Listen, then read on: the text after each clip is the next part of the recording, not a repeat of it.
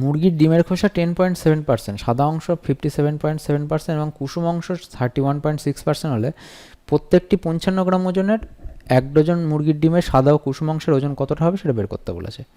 তাহলে এখান থেকে আমরা যেটা ভ্যালুটা পাবো সেটা দেখো, ডিমের খোসা, তাহলে মুরগির ডিম মানে কি জানছি, ডিমের খোসা, সাদা অংশ আর কুসুম অংশ। তাহলে মুরগির ডিমের খোসাটা যদি বাদ দিয়ে দিই তাহলে বাকি যেটা পড়ে থাকবে সেটা হচ্ছে সাদা অংশ আর কুসুম অংশের ওজন।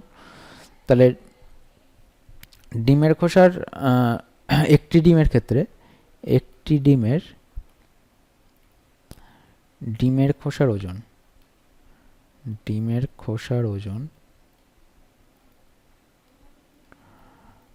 সমান সমান 55, যেহেতু 10.7%, তাহলে 55 গুণ 10.7/100, এটা হচ্ছে ইন্টু 10।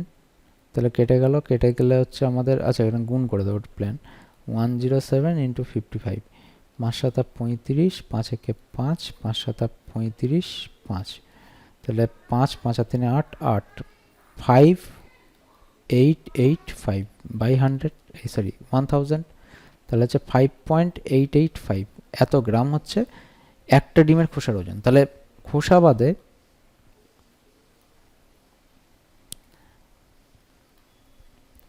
ডিমের কুসুম ও সাদা অংশের ওজন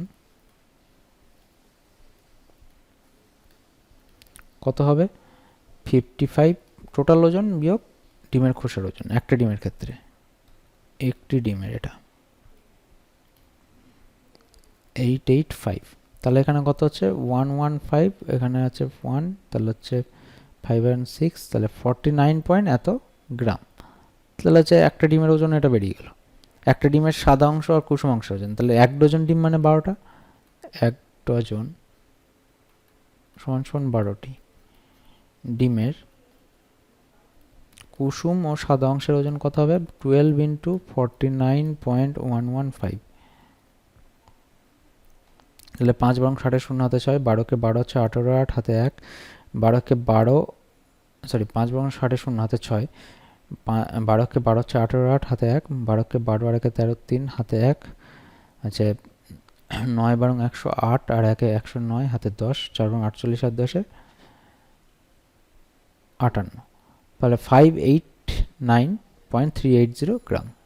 তাহলে এটা হচ্ছে আমাদের 1 ডজন মুরগির ডিমে সাদা আর কুসুম অংশের মোট ওজন।